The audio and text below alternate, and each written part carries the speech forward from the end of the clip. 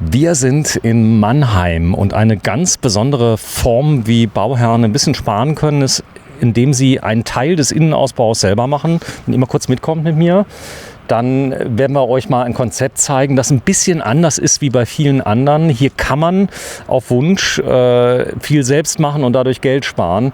Das Haus hier liegt so um die 300.000 und da muss man noch ein bisschen was machen. Man kriegt Türen mit dabei. Wie ist dein Name? Mein Name ist Oswin und ich bin hier der Handelsvertreter und Vertriebsleiter von Prohaus für das Musterhausgebiet Mannheim. Und das ist jetzt ein Haus, Baujahr 2010, das finden viele Leute auch ganz gut. Baut ihr noch so ähnlich im Moment? Ja, durchaus. Es kommt vor allen Dingen jetzt wieder. Es war ja eine ganze Zeit lang, dass die Leute Geld für alles hatten und jetzt muss jeder wieder bis auf den Geldbeutel schauen, sodass man darauf achtet, dass die Wohnfläche nicht zu groß wird. Und wir haben hier ein Haus mit rund 127 Quadratmetern Wohnnutzfläche. Wunderbar, 4 Zimmer. Wir haben viel Platz für die Kinder. Gute Schlafzimmer, schönes großes Wohn-Esszimmer, einen Abstellraum.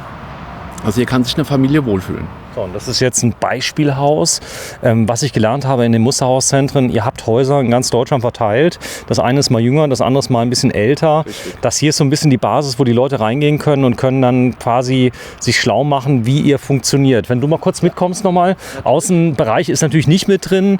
Was kriege ich denn alles? Was muss ich denn stellen? Muss ich die Platte stellen zum Beispiel? Also die Bodenplatte oder den Keller könnt ihr von uns auch bekommen. Wir haben so das Prinzip, dass alles aus einer Hand kommen soll. Das heißt, der Kunde hat nachher keine Schnittstellen, wo er irgendwelchen Ärger zwischen Handwerkern bekommt, weil der eine das auf den anderen schiebt. Das will ich auch gar nicht haben. Ich bin jetzt so ein Typ, ich will das nicht haben. Es gibt ja andere, die sagen so Bauplanung, Ärger, ich will die Ehe so ein bisschen erhalten. Ja, das ist auch so ein Thema. Ja gut, du lachst, Simone. Hallo Simone erstmal. Aber es ist so, über so manchen Bau, gerade was das Thema Innenausbau ausgeht. Ich kann mir das schon vorstellen, ja. Ja, dann viel Ärger, dann auch viel Geld. Das Problem ist ja auch die Preistreue. Wie geht ihr damit um im Moment? Lieferzeit von euren Häusern? Ja, also die Lieferzeit beträgt zwischen 18 und 24 Monaten, je nachdem, in welchem Ausbauzustand du das Haus haben möchtest. Und wir bieten dazu eine Festpreisgarantie und auch eine Lieferfristgarantie. Also so, dass du als Kunde ein rundum sorglos Paket hast. Also nichts Gleitpreis, Klausel und so weiter. Ist das hier eine Sache, die läuft über den Notar, wenn ich so ein Haus kaufe? Nein. Du bringst das Grundstück, damit gehört dir bereits das Grundstück. Und das ist das, was in Deutschland notarpflichtig ist. Und das Haus kaufst du ganz normal über einen Werkvertrag. Und wenn du dann noch dazu von uns die Materialien geliefert bekommen möchtest, ist das ein Kaufvertrag, weil wir da nur die Materialien liefern und nicht einbauen. So, wenn ich jetzt euch den Auftrag erteile, was ist denn wann zu bezahlen bei euch? Du zahlst bei uns rund 10%, wenn der Architekt seine Arbeit gemacht hat und den Bauantrag fertig hat. Und dann zahlst du noch mal 70%, wenn das Haus gestellt wird. Und dann gibt es je nach der Ausbaustufe noch mal 1-2 Raten bis zur Hausübergabe und du behältst dann 10% über, falls noch irgendwelche Kleinigkeiten zu erledigen sind. Und wenn du zufrieden bist, bezahlst du den Rest und darfst fröhlich einziehen. So, jetzt sieht man hier ein Haus, das ist jetzt bereits 13 Jahre alt. Das wollen die Leute auch mal sehen. Wie entwickelt sich das mit der Zeit? Feuchtigkeit, ist das ein Thema bei euch, wenn die Bodenplatte trocken ist? Nee, also wir haben mit Feuchtigkeit überhaupt kein Thema. Ja, du siehst, die Fassade sieht noch wunderbar aus und auch bei unseren Fenstern bitte gerne mal ein Augenmerk drauf richten, weil das sind Holzfenster. Holz? Ja, wir sind ja Aber beschichtet, oder? Nein, sind nicht beschichtet, sind einfach nur lackiert. Ja, sind 13 Jahre alt und ihr könnt sehen, ist immer noch tippitoppi. Der Vorteil von Holzfenstern ist eben, die sind absolut stabil, die verziehen sich nicht. Und du hast eigentlich ein Hausleben lang Freude daran. Ja, und das heißt, streichen und so, ist das ein Thema? Ja, irgendwann mal musst du da auch ran. Ja, das ist durchaus so. Aber die heutigen Lacke, die man da verwendet, die sind unglaublich langlebig. Und wie ihr hier sehen könnt, wie gesagt, 13 Jahre. Und da wird noch nichts nachgestrichen, lackiert? Stellenweise wurde mal sicherlich etwas... Es gibt Seiten, die sind extrem UV ausgesetzt. Jetzt gibt es aber auch sehr, sehr gute UV-Schütze. Also es ist wirklich, was ihr da verwendet habt, letztendlich entscheidend an Lacken und Vorbereitungen. Ist da ein UV-Lack drauf? Ich habe das mal gemacht. Da hat mir der Mann 5 verschiedene Lacke gegeben. Erstmal der Lack, dann der Lack, dann der Lack, am Schluss UV-Lack. Und das Gartenhaus ist jetzt 5 Jahre gestrichen. Es sieht aus wie neu. Ja, genau. So machen wir das natürlich auch. Wir verwenden grundsätzlich einfach die besten Materialien bisschen in der Richtung. Macht auch Sinn, weil wenn die Leute nach 10 Jahren kommen, habe ich eine Gewährleistung auf das Haus eigentlich? Ja, du kriegst ganz normal nach BGB 5 Jahre Gewährleistung plus nochmal 30 Jahre auf die Konstruktion. Was heißt das auf die Konstruktion? Naja, das ist der Holzrahmenbau, der dort eben verwendet wird, dass eben die Firma dafür gerade steht, dass da eben nichts passiert. Ihr seid jetzt wie lange schon am Markt? Die gibt es jetzt 65 Jahre, die Firma. Ja, das heißt länger wie 30 Jahre. Ja, durchaus. Ich wollte nur mal fragen. 30 Jahre, also das erste Haus ist vielleicht schon zusammengefallen. Nee, Quatsch. So, ihr seid ja recht bekannt am Markt, also die Leute kennen euch. Man kennt viele Marken hier, Schwörer, und die man alle gesehen hat. Ihr seid nicht der ganz große Player, oder? Naja gut, wir sind made by Gussek. Das bedeutet, wir sind eine Tochter von Gussek. Und, was ist Gussek? Gussek ist genauso Fertighausanbieter, ist also quasi der Vater dieser Marke, und die bauen rund 500 Häuser pro Jahr. Also ich wollte damit nur sagen, also jetzt nicht abwertend, so ein paar Namen kannte ich schon. Ich bin ja absoluter Newbie im Bereich Hausbauen. Das wird sich leider ändern. Mit jedem Haus, was wir jetzt neu drehen, da würde ich sagen, ja, was, ihr kennt ja Vorhaus nicht, ja, genau. Und so weiter. Aber ich sag mal, es gibt ja so große Marken. Okal habe ich schon mal gehört, zum Beispiel Masse habe ich mal gehört und so weiter. Aber in dem Fertighaussektor bin ich ganz neu. Ich habe gehört, ganz viele Häuser in Prozent sind mittlerweile Fertighäuser. Das heißt also, die wirklich in 5-6 Tagen außen gestellt werden. Das ist absolut richtig. Es startete in Süddeutschland, und wir haben mittlerweile die Quote der Fertighäuser von den gebauten Häusern auf über 20% steigern können. Ja, hier in Rheinland-Pfalz bzw. in Baden-Württemberg sind wir schon bei fast 40%. Das hängt immer so ein bisschen ab, aus welcher Region man kommt. Im hohen Norden sind die Prozentzahlen noch ein bisschen niedriger. So, hier sieht man das. Der Wanderpfad, das werden wir gleich mal drin sehen. Ihr habt ein Muster. Ist die sehr dick, die Wand? Also die Wand bei dem Musterhaus jetzt hier ist 29 cm dick. Das ist eine einschalige Wand. Unsere Spezialität sind die zweischaligen Wände. Die sind dann eben 41 cm dick. 41, das heißt, es geht ein bisschen was drauf für die Wand an Wohnfläche. So kann man schon sagen. Aber dafür sind die Wärmewerte gut? Absolut. Also wir haben hier im Standard immer ein KfW 55 Haus. 55, das ist die neueste Norm, oder? Ja, es gibt es eigentlich nicht mehr. Ja. Es gab früher eine Förderung von der Kreditanstalt für Wiederaufbau. Die ging dann mit KfW 55, KfW 40. Ist aber jetzt aufgehoben worden. Jetzt gibt es nur noch etwas für nachhaltige Gebäude. Habe ich gehört, seit ein paar Tagen ist es raus. Ja, aber das Komplizierte an der Sache ist, keiner weiß so richtig, was bedeutet das. Du brauchst einen speziellen zertifizierten Prüfer. Und kein Mensch weiß im Moment genau, wie das Verfahren ablaufen soll. Und 1.3. soll irgendwas kommen, habe ich gehört. Ja, 350 Millionen Euro sind im Spiel. Beim letzten Jahr war 1 Milliarde, die waren innerhalb von einer Stunde weg. Es ist so ein bisschen unausgegoren. So. Ja, das ganze Thema ist natürlich Zinserhöhung. Wo liegen wir denn beim Hausbau im Moment auf 10 Jahre?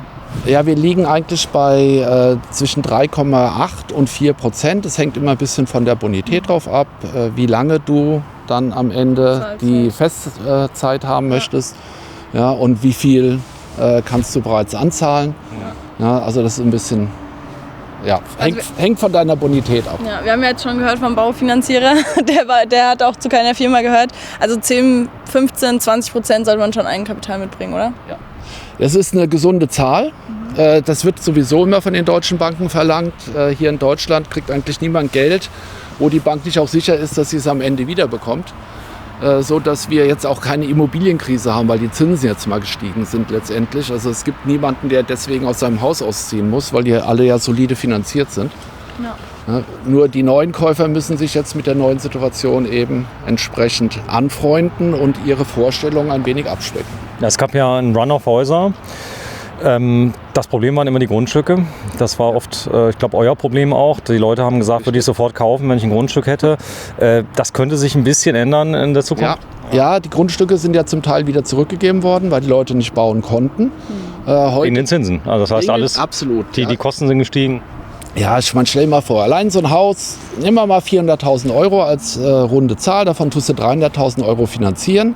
Wenn du vorher 1% bezahlt hast, dann waren das 3.000 Euro oder 250 Euro im Monat. Heute sind es bei, sagen wir mal, 4%, sind es 12.000 Euro oder 1.000 Euro im Monat. Das nur für die Zinsen. Das ist schon heftig. Da hast du noch nichts bezahlt vom Haus.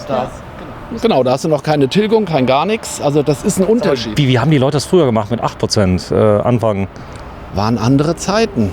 Ja, also meine Eltern haben sich noch ordentlich nach der Decke gestreckt. Viele haben auch, sag ich mal, im Ausbauhaus eben selbst mit angelegt. Das ist ja das, wo wir auch entsprechend unseren Kunden helfen. Ja, du kriegst bei uns das Haus auch wirklich quasi außen schlüsselfertig. Also du kriegst außen fertig, die Nachbarn, die können schon doof gucken und innen kann ich den noch 5 Jahre bauen. Ja, so lange wie du möchtest, ja genau. Ja, es war Spaß, aber ich sag mal, der Innenausbau, zum Beispiel das Bad ist da nicht drin, richtig? Das Bad kann ich selber bauen, wenn ich will? Also Innenausbau, unsere unterste Ausbaustufe bedeutet, ihr bekommt die Wände bereits verschalt. Da sind auch schon die Gipskartonplatten dran. Ihr habt die Treppe innen drin und alles andere dürft ihr innen drin dann selbst machen. Also auch Elektronik und so weiter. Elektronik, Heizung verlegen. Elektrik auch legen, ziehen? Elektrik auch ziehen, ja. Leerrohr schon drin? Nein, sind nicht drin, ist aber auch kein Problem. Da gibt es spezielle Bohraufsätze, die setzt du dann auf deinen Bohrer, machst ein kleines Loch in die Wand und dann ziehst du mit dem Magneten, ziehst du eben entsprechend hoch. Das sind Hohlräume, die man entsprechend nutzen kann. Wir haben entsprechende Videos, Anleitungen. Das ist das, mit dem wir groß geworden sind, was wir das Selbstbauhaus so ein bisschen. Das Selbstbauhaus, was wir 20 Jahre lang gemacht haben. Aber kann das dann auch hier, also muss man dann handwerkliches Geschick und auch Wissen mitbringen oder wenn ich ein bisschen was drauf habe, kann ich das dann schon machen? Also wenn du ein bisschen was drauf hast und gibst dir Mühe und holst dir vielleicht für die eine oder andere Ecke einfach Hilfe. Ja. Sag mal, 80% kann man locker selbst machen. Okay. Ja, ich habe mal versucht, Fliesen zu legen. Das ist ein anderes Thema. So, wir gehen mal. Nee, ist schon lange her. Würde ich nie wieder machen. Aber ist leider Folgendes passiert. Du weißt, was passiert ist? Ich habe den Eimer mit Spüli verwechselt mit dem Eimer, wo ich den Schweiß angemacht habe. Der war dann sehr, sehr weich. Ich habe mich gewundert. Und der hat aber binnen 5 Minuten hat er angezogen. Oh. Und dann lagen die so, wie sie waren. Oh. Und du hast sie nie wieder rausbekommen. Wir haben die da mit der Hilti rausgekloppt. Sachen. Ich habe tatsächlich auch schon mal Fliesen verlegt. Echt, hast verlegt? Also für mich ist das nichts, aber gerade im Saarland gibt es ja viele Handwerker, die also richtig top sind. Wir gehen mal rein. Ja, lass mich vorgehen. Das ist jetzt Stand, so kann man sagen, vor 10, 12 Jahren, 13 Jahren. Und viele Leute, ich sag mal, die denn herkommen, da geht es ja denen darum, zum Beispiel das Material, aus dem das Haus gebaut ist. Wie ist das miteinander verbunden? Wie, ich sag mal, fliegt das weg beim Sturm? Gibt's die Fragen schon mal? Oder ist das jetzt blöd, wenn ich das sowas mache? Es ist absolut. Wir haben tatsächlich ein Problem aufzubauen, wenn es stürmt, weil ihr müsst euch vorstellen... Achso, aufzubauen. Aufzubauen, genau, weil ihr müsst euch vorstellen, das Haus wird ja im Werk vorkonfiguriert. Das ist ja überhaupt der große Vorteil von den Fertighäusern und kommt dann quasi mit kompletten Wänden. Das ist ein Bausatz quasi für euch. Ja, genau, ist ein Bausatz. Und wenn dann so eine Wand 5 Meter lang, 2,50 Meter hoch am Kran hängt und es ist windig, dann kann das schon mal zu Problemen führen. So, und das ist jetzt Baujahr 2010.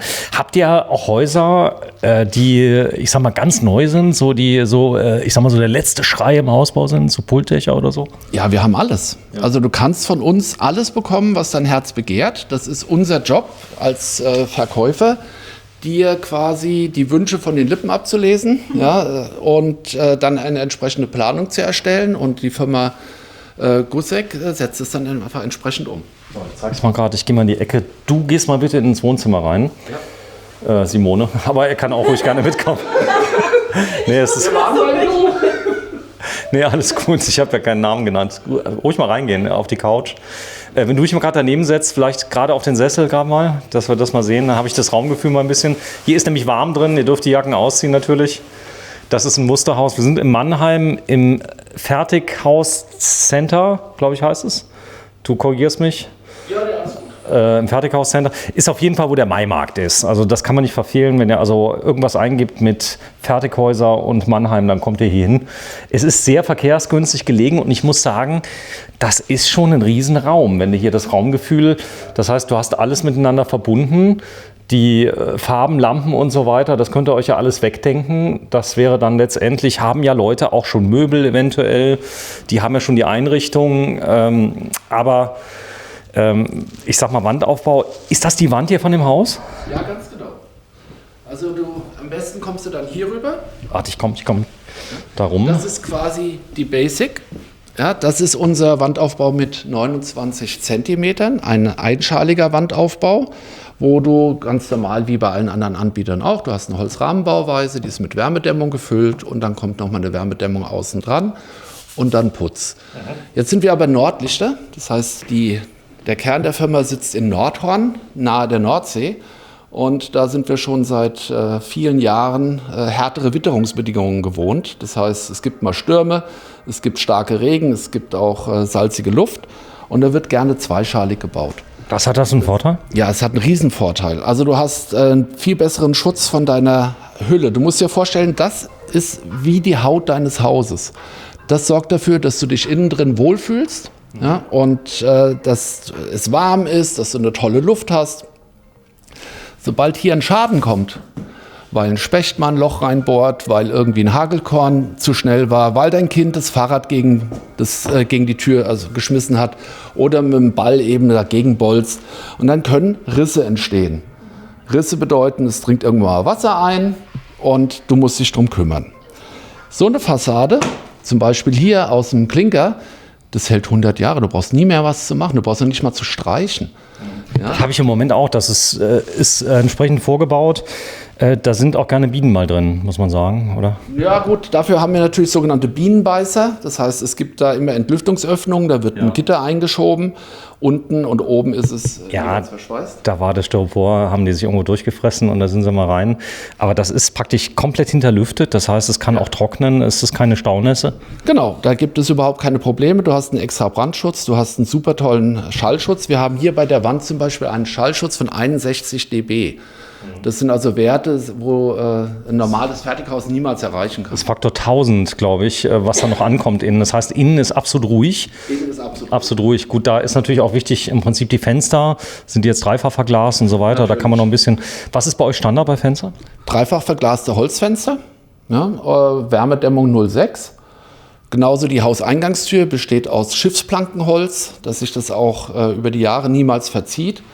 Ja, wir hatten ja gerade über die Fenster gesprochen. Ich zeig dir mal gerade von innen, das ist jetzt von innen. Und wenn ich das jetzt kriege, ist das Basis praktisch Rigipsplatte oder? Genau, das wäre jetzt das in der untersten Ausbaustufe, was du bekommst. Ja, du hast immer eine zweifache Verschalung, sodass du alles, was du an der Wand befestigen möchtest, mit einer einfachen Spackschraube einfach hier reindrehst und draufhängst. Du brauchst keine Dübel, keinen Kleber, nichts Besonderes. Ist gut. Ja. Der ist absolut perfekt. Also oben haben wir einen Fernseher aufgehängt, da haben wir überhaupt keine Bedenken gehabt, einfach nur 2 Schrauben, damit das Ding gerade hängt. Und der Boden, wie funktioniert das oben? Ja, also oben haben wir einen ganz normalen Estrich. Du siehst also im Grunde genommen hier, das wäre jetzt die Bodenplatte. Ja. Ja, dann kommt eine feuchte Abdichtung da drauf, dann kommt eine Wärmedämmung oder Trittschalldämmung und dann kommt der Estrich. Und heutzutage baut man ja alles mit Fußbodenheizung. Dann liegt hier im Estrich liegen dann die Rohre. Ja, das macht ihr aber dann, weil das muss ja vorher gemacht werden, oder? Das machen wir, wenn du uns entsprechend dazu beauftragst. In der Ausbaustufe, wo wir nur, sag ich mal, den fertigen Rohbau liefern, machst du selbst den Estrich. Das geht auch. Okay. Das geht. So, das heißt, ich kriege also quasi dann, ich sehe dann, was sehe ich denn, wenn ich das Haus bekomme, innen? Ja, hier Ausbaustufe, wenn es also in der untersten Ausbaustufe ist Styropor. Nee, noch nicht mal. Siehst du eigentlich im Grunde genommen die Bodenplatte. Die Bodenplatte, die dann eben entsprechend abgedichtet wird. Ja, und dann fängst du an aufzubauen. Und im oberen Stockwerk hast du halt eine Holzdecke, ja, wo du dann eben anfängst mit den Styroporplatten, die entsprechend abzudecken. Die entsprechende Standsicherheit und das Ganze, das ist bereits gewährleistet. Das heißt, wenn das Haus steht... Ja, wir liefern Architekten, wir liefern die Statik, wir liefern die Energiebedarfsberechnung, wir liefern also alles, was der Kunde braucht. Ja, ist alles bei uns im Preis mit drin, wird also nicht irgendwie extra abgerechnet oder sonst etwas. Seid ihr die Einzigen, die das mit so verschiedenen, wie hast du es genannt, Baustufen oder Selbstausbau anbieten? Natürlich gibt es auch andere Anbieter, die in der Richtung unterwegs sind. Wir machen das seit über 20 Jahren. Ja. Haben einen sehr großen Erfahrungswert da drin. Wir sind die einzigen, sag ich mal, die das so nach dem HelloFresh-Paket oder Prinzip eben mit anbieten, dass du von uns die Ausbaumaterialien bekommst. Aha. Du bemusterst bei uns, ja, musst dann also nicht zum Baumarkt nachher fahren, ja, kommst dann unterwegs und denkst, oh, ich habe den Kleber für die Fliesen vergessen. Ja, fährst wieder zurück und dann stellst du fest, es war der falsche Kleber. Ja, diese Themen hast du bei uns nicht. Okay. Ja, du bekommst alles auf Maß, super geliefert, ganz bequem, brauchst es nur reinzutragen und eben einzubauen. Also ich stelle mir das schon sehr, sehr gut vor, weil ich meine, man muss sich ja wirklich mit jeder Materie dann beschäftigen, wie du sagst, mit Kleber und so weiter, muss sich ausprobieren, bevor man dann irgendwas falsch macht. Du, es gibt Leute, die bauen die Wohnmobile selber, komplett 3 Jahre lang. Ja. Und das ist vom Aufwand her. Ist aber auch eine Frage, wie du da vorgehst. Also es gab früher mal so eine entsprechende Fernsehserie, ist Columbo, glaube ich, der hat sein Haus selber gebaut. Ich glaube, über die ganze Serie, 30 Jahre lang hat er sein Haus gebaut und jeder wie er will. Aber es geht hier. Es gibt ja auch viele, also gerade meine Nachbarn, da hat er gesagt, naja, er kann im Moment ein bisschen weniger helfen, weil er hat... sein Sohn hat ein Haus gekauft. Das müssen die jetzt zusammen aufbauen und dann gibt es ja oft so, ich sag mal, Gemeinschaften in der Familie, die helfen dann, die machen das und so weiter und ich kriege alles von euch, sogar den Zement. Ja gut, das ist die einzige Ausnahme tatsächlich, wir fahren keinen Sand durch die Gegend von Deutschland. Macht keinen Sinn, oder? Das macht überhaupt keinen Sinn. Okay. Ja, aber ansonsten, du kriegst sogar einen Zahnputzbecherhalter, wenn du den haben möchtest, ein Spiegel fürs Badezimmer, ist alles dabei. So, ein Badezimmer,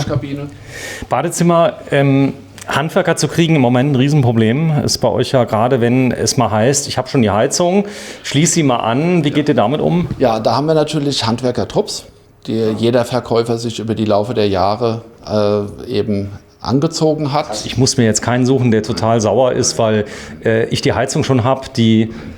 Nein, also das ist genau der Service, den wir dann eben entsprechend mit anbieten. Jeder Kunde möchte ja nachher in einem fertigen Haus wohnen. Auf die eine oder andere Art. Entweder er macht eben viel selbst, weil er sich Geld sparen möchte, oder er lässt sich dann eben helfen, weil eben in bestimmte Teilbereiche kann er dann halt nicht und dann werden wir ihn dabei dann unterstützen. Keiner wird allein gelassen.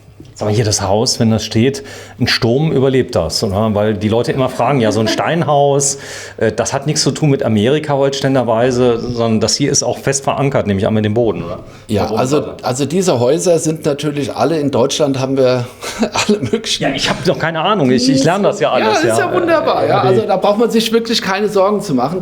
Ich glaube, wenn man ein Haus in Deutschland kauft, dann kann man es überall in der Welt hinstellen, oder?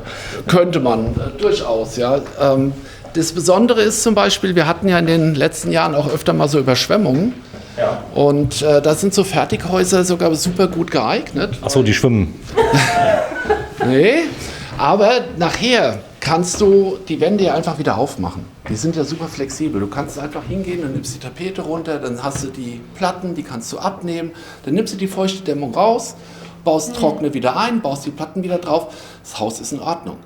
Weil das Holz, das verwendet wird, das wird ja vorgetrocknet, ja, so dass da... Ich überlege gerade, wenn du mal so Früchteüberschwemmung hattest, ja, dann sagst du, oh, ist doch kein Problem, ruf an, wir liefern dir mal ein bisschen neue Dämmwolle, Steinwolle. Worum es geht, ist, du kannst das Haus eben wieder ordentlich aufbauen. Ein gemauertes Haus, wenn da mal der... Aber kannst sogar komplett abbauen. Das heißt, ihr habt sogar Leute, wenn ihr das Haus hier wieder, ich sag mal, nicht mehr braucht, weil ihr ein neues baut, wird es oft verkauft an Selbstabbauer, die bauen das ab, oder? Ja, genau, die bauen das ab, die kommen hierher, sind da mal 2 Wochen beschäftigt und bauen... Schlagen so ein paar Fliesen raus. Jetzt mal eine blöde Frage, wenn ich sage irgendwie, was weiß ich habe einen Bauplatz in Berlin und jetzt will ich nach München ziehen. Ja. Und dann könnte ich das Haus echt einfach mitnehmen? Nee.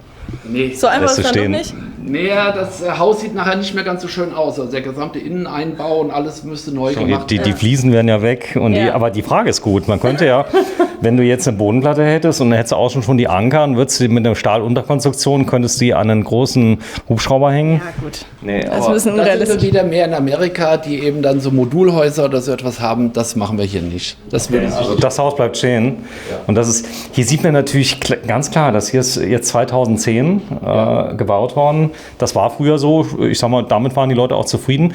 Aber das Thema Zeitlosigkeit, Beratung, Inneneinrichtung, kriege ich die Häuser auch komplett von euch auf Wunsch? Ja, also du kannst am Ende, meinst du jetzt Möbel mit dazu? Nee, das nicht. Aber wenn ich jetzt sage, ich will das komplett mit Fliesen bereits bezugsfertig haben, das geht auch. Ja, genau. Das geht dann über die Firma Gussek. Ja, die das dann entsprechend mitliefert. Jetzt habe ich es. Ihr seid der Selbstausbauer, der Bausatzmann, sage ich jetzt mal. Ihr liefert das fertige Haus zum Selbstausbau und liefert dann die Bausätze jeweils mit Türen, mit Bad zum Beispiel, die Fliesen kriege ich davon und kann das selber bauen.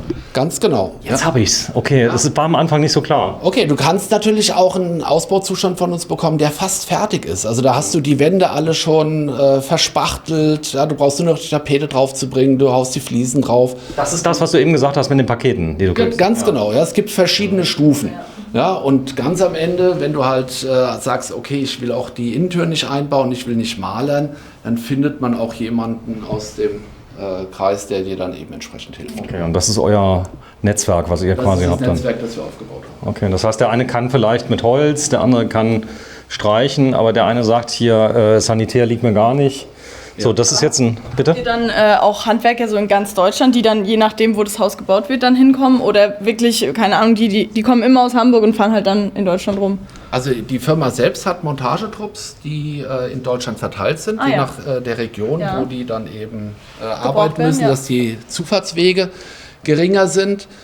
Die einzelnen Verkäufer haben dann in der Regel Handwerker aus ihrem Umkreis, die dann dort... Also ich fasse mal zusammen, wenn ich jetzt hier 300.000 € investiere, die Bodenplatte ist ja noch nicht gemacht, korrekt? Doch, die Bodenplatte würden wir mitmachen. So, die ist im Preis mit drin. Was wäre denn jetzt alles mit drin? Die Türen sind mit drin? Ja, im Grunde genommen das komplette Material ist mit drin.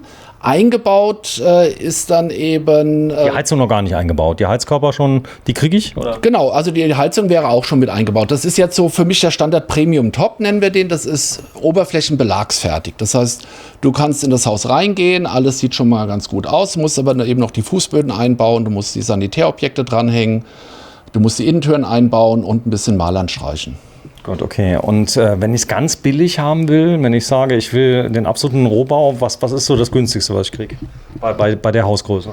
Bei der Hausgröße vom Preis her liegen wir dann eher so bei 250.000 €. Da spare ich gar nicht so viel. Naja, 50.000 €. Ich meine, für den einen ist das schon eine ganze Menge Geld, vor allen Dingen in der heutigen Zeit. Rechnen wir es mal nochmal auf 4% Zinsen.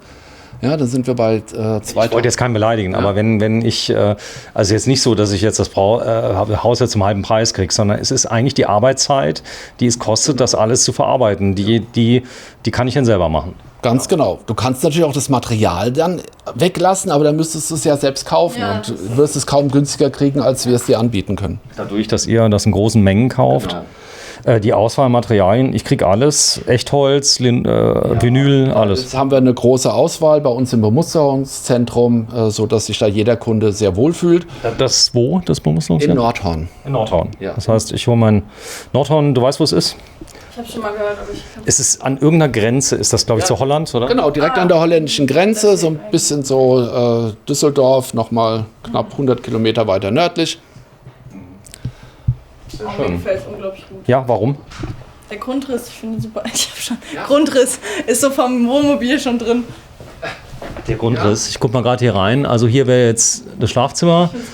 Dann, es kommt ja noch besser, da war der Kollege, das sind jetzt Arbeitszimmer drin. Das könnte jetzt ein Arbeitszimmer, Kinderzimmer sein. Das wäre jetzt ein Kinderzimmer normalerweise. Ja, oder eben das Arbeitszimmer. Das ist der Klaus. Hallo erstmal. Hallo Klaus. Hi. Dazu ist noch zu sagen, wir arbeiten hier immer im Team. Ja, das heißt, wir sind hier 3, die unsere Kunden eben entsprechend betreuen. Ja, hier, du siehst jetzt den Klaus Kurz, der schon direkt... Die Technik hat mich überlistet. Aha, die Technik hat dich überlistet. Du hast extra einen neuen Fernseher organisiert, muss man sagen. Aber vielleicht brauchen wir den gar nicht, weil das System ist mir so klar geworden. Ihr habt eine Webseite drauf, da habt ihr Haustypen, die kann man kaufen. Davon habt ihr jede Menge. Dann, ich sag mal, sind die fix, die Bausätze oder diese Haustypen, oder kann ich da noch ein bisschen Einfluss drauf nehmen? Nein, also du hast absolute Freiheit. Im Grunde genommen fangen wir mit dir an als Kunden vom weißen Blatt Papier. Okay. Und malen erstmal so deine Träume auf, wie du es dir vorstellst, und dann formen wir das Ganze in einen Plan um. Und dazu benutzen wir eben eine entsprechende Software, ja, wo wir das dann entsprechend auch nachher zeigen können, wie das dann aussieht. Und ich glaube, das hast du vorbereitet, gell? Wenn wir das mal kurz gucken. Ganz genau. Ja. Ich gehe mal ganz kurz mit der Simone mal rum. Du machst mal den Rechner fertig. Letzte Frage. Ja, wir kommen dann gleich wieder. Ja, aber ich möchte trotzdem stellen. Was ist, wenn ich jetzt als Kunde sage, ich habe gar keinen Plan, ich habe mich damit überhaupt noch nicht beschäftigt, was ich überhaupt will und so weiter. Und man kommt wirklich komplett planlos zu euch. Wie geht ihr da vor? Sagt ihr, das wird gern gekauft oder... Nein, wir setzen uns erstmal bei einer Tasse Kaffee ganz gemütlich zusammen und ich versuche einfach durch entsprechende Fragen rauszuhören, in welche Richtung ihr tendiert. Okay. Ja, das ist erstmal die Familiensituation. Ja, wie viele Kinder sind nachher mitgeplant? Wollt ihr dort arbeiten? Habt ihr bestimmte Hobbys? Wie sieht euer Grundstück aus? Wir gucken uns natürlich euer Grundstück dann an. Ja, wie stehen da die Häuser in der Umgebung? Und ganz viel Budget ist wahrscheinlich auch eine Frage, ne? Genau, ja, das Budget. Und dann nähern wir uns an. Und das Ganze ist ein iterativer Prozess. Das heißt, ihr erzählt mir was, wir planen es.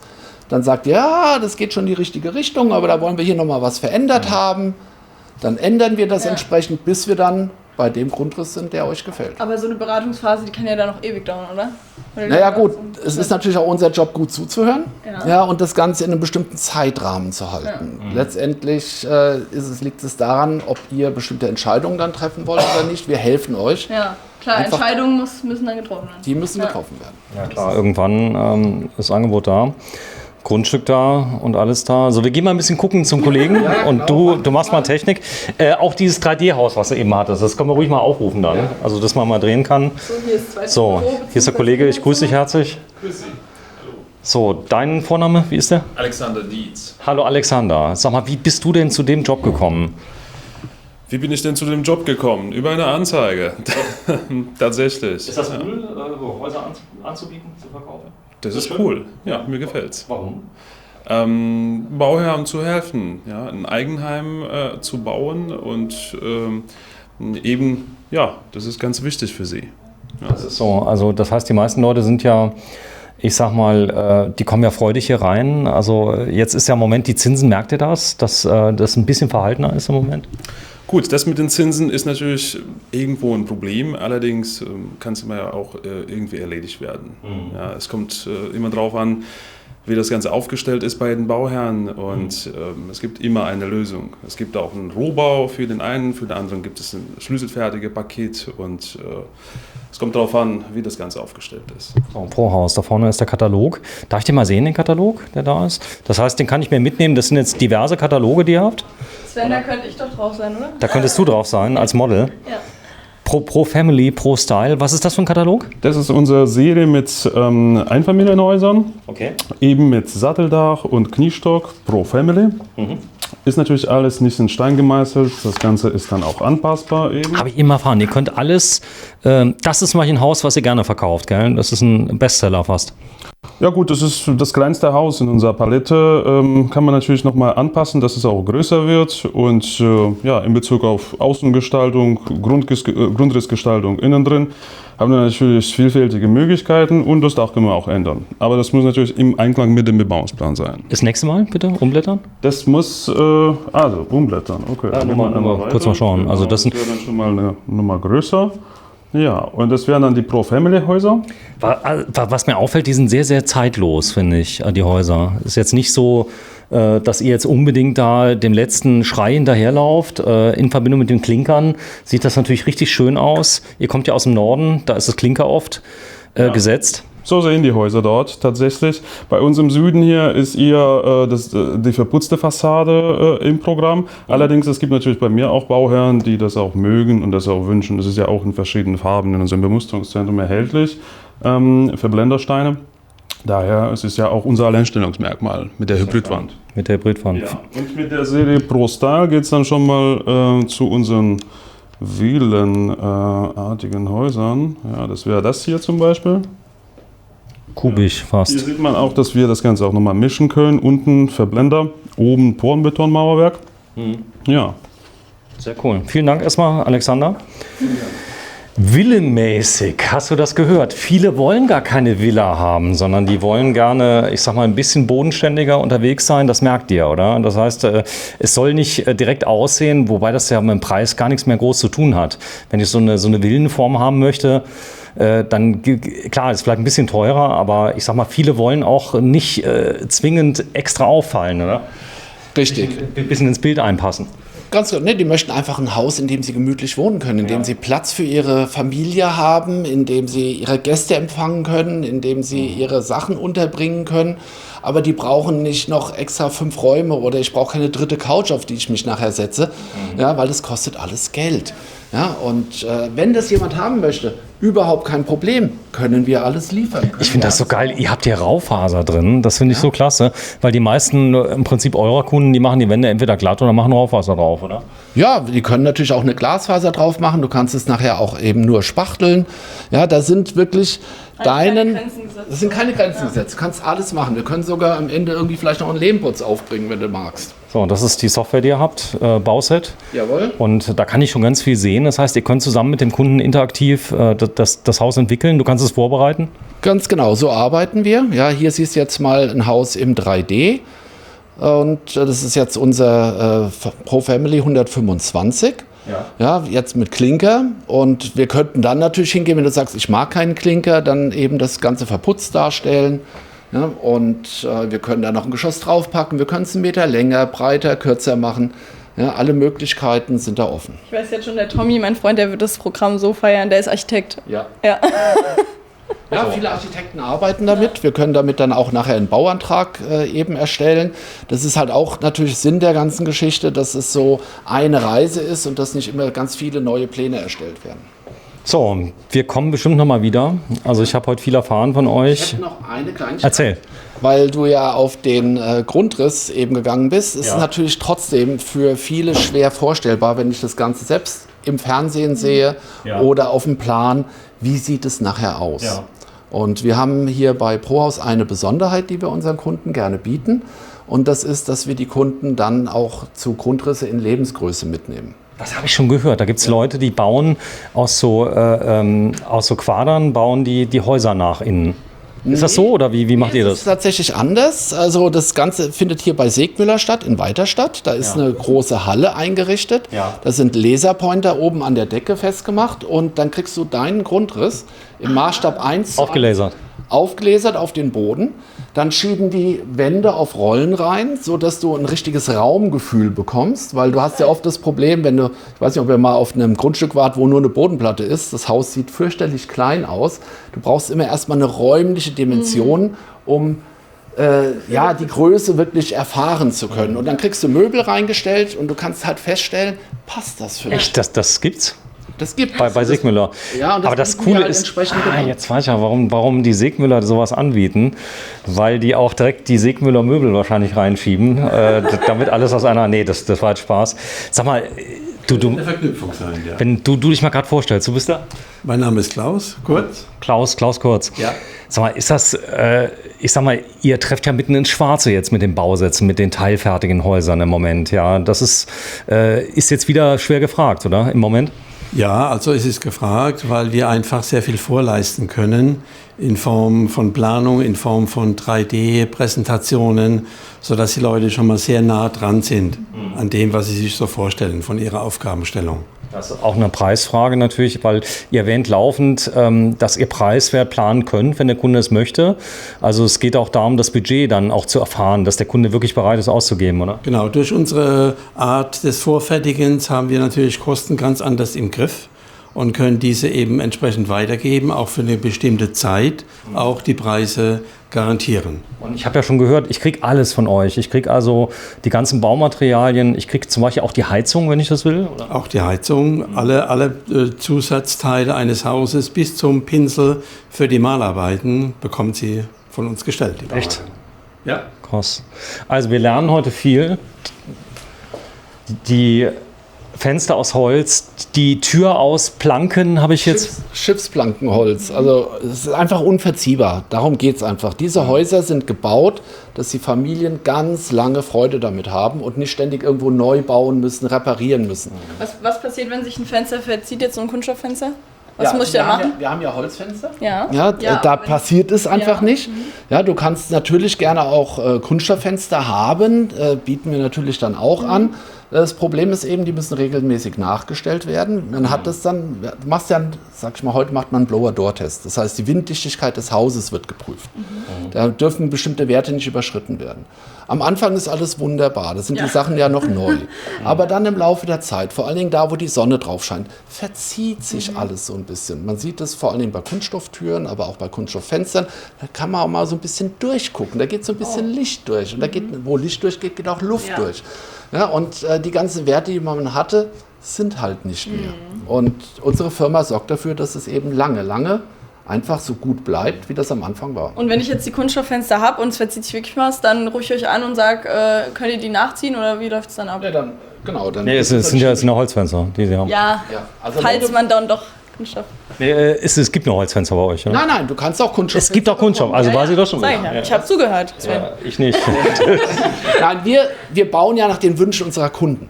Okay. Ja, es ist nicht so, dass wir unsere Philosophie den Kunden aufdrücken wollen, sondern der Kunde hat eine Vorstellung von seinem Haus und die bekommt er von uns umgesetzt. Ja, und wenn er Kunststofffenster haben möchte, kann er die bekommen. Und wenn da was dran ist, dann holen wir einen Wartungsdienst. Boah, ich hätte gern, weißt du, was mein Ding wäre, Simone? Ich hätte gern irgendjemand, der mir so ein Haus zeigt und dann sage ich, jo, das hier ist es und dann hätte ich gern das Bett mit dabei. Ja. Ich hätte gern den Boden genau, wie er hier drin Den ist. Tisch toll, tatsächlich. Den Tisch da will ich gern haben. Also das gibt es ja auch. Da gibt es ja unglaublich viele verschiedene Typen. Ist das hier ein gutes Zentrum hier, das Musterhauszentrum, was ihr habt? Weil man sieht ja sehr viele Wettbewerber. Gehen die Leute von A nach B oder wie läuft das? Tatsächlich. Also es ist natürlich so, wenn sich heute jemand ein Haus kauft, egal was er sich kauft, er guckt natürlich, was bieten andere an, was kann ich irgendwo bekommen. Es ist nur für die Kunden super schwer, tatsächlich rauszulesen, was bietet mir der andere. Ja, Die Unterschiede, ne? Die Unterschiede, ja. Und da sind manchmal Preisunterschiede von 30.000, 40.000 Euro. Die sind natürlich begründet. Hier ist keiner, der Geld verschenkt. Es ist aber auch keiner, der irgendwelche Wucherpreise unterwegs hat. Das liegt alles irgendwo in den Materialien, begründet in dem Service, in der Leistung, die geboten wird. Und das für den Kunden genau zu verstehen, wo er nachher am besten aufgehoben ist, ist einfach für ihn eine schwierige Sache. Was zeichnet euch dann aus? Was würdest du sagen? Ja, am Ende sind es natürlich hier die Leute vor Ort. Ja, also der Alexander, der Klaus und ich, wir geben halt unser Herzblatt dafür, ja, dass wir. Du machst das schon wie lange jetzt? Ich mache das jetzt schon seit gut 30 Jahren letztendlich. Das heißt, Hausbau. du kennst dich echt gut aus da. Also Ja. was ist da? Und Leute, die gar keine Ahnung haben, man hat ja oft so ein bisschen Angst, mich zu entblößen. Ich habe gar keine Ahnung. Habt ihr die laufend hier? Also die sagen das auch oder muss ich dann immer so ein bisschen tun, als hätte ich voll die Ahnung? Nein, überhaupt nicht. Also je offener man ist, desto besser können wir ihn ja beraten. Ja, wir haben viele Kunden, die sind super gut vorinformiert, aber im Internet sind halt auch viele Informationen, sage ich mal, nicht unbedingt so verlässlich. Und das ist dann immer ein bisschen schwierig. Und dann geistern hier natürlich auch so Schlagwortbegriffe durch die Gegend, wo man dann denkt, okay, jetzt weiß ich Bescheid, ja, aber man weiß gar nicht, was dahinter steht. Also einfach eine ordentliche Beratung. Ja, zu uns kommen, sich mal 1,5, 2 Stunden Zeit nehmen, ja, dann geht man hier raus und weiß wirklich viel, viel mehr. Also die sollte man einplanen, besten Termin machen. Ja. Sag mal, wir sind jetzt fast eine Woche hier, um das ich sag mal, so zu erfahren, wie ein Kunde es erfahren wird. Wir haben immer nur eine Stunde Zeit, aber 2 Stunden. Das heißt, jemand, der sich wirklich dafür interessiert, sollte sich Urlaub nehmen, sollte sich intensiv damit beschäftigen. Oder, Ist ja auch nicht gerade wenig Geld, wo man da... ja klar, aber jetzt überleg mal, wie viel Aufwand das ist. Deswegen finde ich unsere Videos jetzt so toll, dass man die so ein bisschen kennenlernen kann. Zumindest die Vorinformationen. Wir haben ja jetzt nichts Genaues konfiguriert, aber man kann halt schon mal so ein bisschen, ja. Jetzt wird mir auch klar, warum das gar nicht so wichtig ist, dass da immer die allerneuesten Häuser stehen, sondern es geht darum, die in dem Haus. Habt ihr auch so Familien, die sich bereit erklären, dass man mal in ihr Haus gucken darf? Ja klar, wir haben natürlich Kundenhäuser, die ganz frisch gebaut sind, als Referenzkunden. Und der eine oder andere Kunde ist dann auch bereit, das zu zeigen. Wir haben da auch ein entsprechendes Video jetzt von einem gerade fertiggestellten Haus. Warte, ich mache mal ganz kurz, nämlich der nächste Termin ruft tatsächlich. Aber das war jetzt gar nicht so. Erstmal vielen, vielen Dank dir. Sehr gerne. Wir kommen nochmal wieder. Das ist wichtig. Also vielleicht fahren wir mal nach Nordhorn. Das wäre mal ganz interessant, mal zu gucken, wie sowas gebaut wird. Weil das ist ja aufgrund der Normen, ist glaube ich, alles normiert. Die Schrauben sind normiert, das Holz normiert. Es gibt für alles in die Norm. Ja, der Riesenvorteil, den du beim Fertighaushalt hast, ist, dass es in einer geschützten Atmosphäre gebaut wird. Ja, da ist es eine große Halle, die ist temperiert, da sind immer mehrere Leute, die gleichzeitig arbeiten und die Materialien sind alle verfügbar, sodass du eine optimale Qualität eingebaut bekommst. Ja, ich komme selbst aus dem Nassbau, also Stein auf Stein früher, war Bauträger. Das ist ja auch nicht direkt trocken, so ein Haus. Das dauert ein bisschen. Ne? Das dauert ewig. Ja, du tust überall viel Wasser einbringen, damit du da überhaupt die Bauwerke zusammenbekommst. Und das größte Problem ist, du musst die Handwerker dazu bringen, miteinander zu arbeiten. Ja, das ist und wahrscheinlich die größte ja, Das zu koordinieren. Das Haus steht in wie vielen Tagen? so ein Haus steht innerhalb von 1 bis 2 Tagen Nochmal. vor Ort. Das Haus wird in der Firma produziert innerhalb von einem Tag. Ist das ein Schwertransport? Wie kommt das? Tagtransport, oder? Ganz genau, das kommt auf großen LKWs. Ja, die Wände sind da ordentlich aufgestapelt. Dann steht hier ein Baukran vor Ort und der setzt dann die einzelnen Wände. Muss ich das selber machen oder kommt da jemand? Nein, das wird natürlich alles von uns organisiert. Das macht ihr? Das gehört alles bei uns zum Service und zum Preis mit dazu. Also wenn die gehen, sieht das Haus so aus, als wäre es schon bezugsfertig von außen. Naja, von außen ist die Fassade noch nicht ganz fertig. Da muss entweder der Putz oder eben die... Also im Prinzip, was ich bestelle. Wenn ich sage, ich hätte es gern komplett fertig mit Klinkern, das geht auch bei euch oder bin ich dann schon bei eurem Partner? Bei der... Nein. Also wir sind, du kriegst von uns das fertige Haus entsprechend geliefert, nur die Innenausbauarbeiten. Okay, ich kann aber auch sagen... aber du kriegst sie auch bei uns am Ende. Alles klar. Also guck mal auf die Webseite. Ich denke, ich habe es so ein bisschen verstanden, aber wir müssen noch mal zu der Prinzip zu der anderen Firma fahren, die komplett fertigen Häuser baut. Aber das hier finde ich spannend, weil wenn du dein Freund, der ist Handwerker als Architekt, ist man ja nicht immer Handwerker. Aber ja, aber sein Vater hat ein Haus gekauft, ein älteres schon, der hat es dann auch renoviert und so. Also ich glaube, wenn er jetzt ein Haus kaufen würde er das so machen. Er wird sich das von außen fertig machen lassen und dann ausbauen. Ja, tolle Alternative. Komm, wir gehen noch kurz raus, machen die Abmoderation hier runter die Treppe. Und da kann ich natürlich alles wählen. Also wenn es einer kommt und sagt, naja... Treppen stellen ja auch selber her. Treppen stellt ihr selber her? Jawohl. Hier ist halt damals extra das mit dem Marmoreinsatz gewählt worden, weil natürlich über die Jahre die Leute immer mit Straßenschuhen durch die Gegend kommen, damit es ein bisschen langlebig geschont ist. Ja, ob es einem gefällt, ist die andere Sache. So, komm, wir gehen mal raus, dann zeigen wir es mal. Gussek Haus, also ist klar, die Profis werden jetzt sagen, hier Gussek kennt man doch, aber für mich ist das ja was ganz Neues. Pro Haus heißt das Ganze und Made by Gussek. Wir werden auf jeden Fall mal die Kontaktdaten von ihr alles mal in die Beschreibung reinmachen. Ihr habt mehrere Zentren hier in Deutschland, wo man sich beraten lassen kann? Also im Grunde genommen in allen großen Fertighauszentren sind wir vertreten und dann gibt es auch noch ein paar freie Berater, die auch ohne Musterhaus... Guck mal, da vorne ist auch ein Gussek-Haus, sehe ich gerade. Genau, richtig. Das machst du auch mit uns? Nein, das würde dann der Herr Freudenberger machen, der ist dort der Vertriebsleiter. Sehr schön. Also, ihr habt das ein bisschen getrennt, das heißt 2 Marken. Das eine ist quasi so ein bisschen das Selbstausbauhaus, korrekt? Jawohl. Und das andere ist das fix und fertig, schlüsselfertig mit Reinigen. Genau. Und wir nähern uns halt immer weiter aneinander an. Das ist halt so eine Firmenphilosophie, da muss der Dr. Gussek drüber bescheiden. Euch mögen wahrscheinlich die Maurer nicht, oder? Die sagen, hier, ihr macht unseren Beruf. Die Maurer haben so viel zu tun, glaube ich. Also gibt es noch Maurer groß? Oder ja, es gibt immer noch natürlich ganz normal so Stein auf Stein gebaute Häuser, aber die brauchen halt länger und die Leute haben halt hinten raus auch noch ein bisschen länger dann mit der Firma zu tun. Das ist bei uns dann eigentlich, wenn wir fertig sind, ist das Haus auch wirklich schön und in der Regel auch mangelfrei. Du würdest jedem empfehlen, behaltet die Maurer nicht bei euch, sondern kauft ein Fertighaus. Absolut. Ich komme aus dem anderen Bereich. Ich habe meine grauen Haare nicht umsonst. Aber es gibt ja auch andere, die sagen, ich brauche jetzt 5 Stockwerke. Da geht es vielleicht nicht mehr bei euch, oder? Wir bauen auch Hochhäuser. Wir bauen sogar Geschäftshäuser. Alle in dem Bau gibt es auch alles bei der Firma Gussek. Überhaupt kein Problem. Zufälligerweise noch ein Grundstück in Saarbrücken, über 700 Quadratmeter, mitten in der Innenstadt, unbebaut, ja, wo wir uns überlegen, was wir machen. Wir werden mal sehen. Also, hier sind wir. Vielen Dank dir erstmal. Sehr und gerne. Danke an das Team. Dass ihr da wart. Danke, Simone. Wieder viel gelernt, oder? Ja, absolut. Ja, der 6. haben wir heute, gell? 6. Februar 2023, kurz vor Fastnacht sind wir hier. Ist bei euch im Ort Fastnacht? Ja. Stark? Ja, nicht so wie in Köln. So, nicht so wie in Köln, hier sind wir.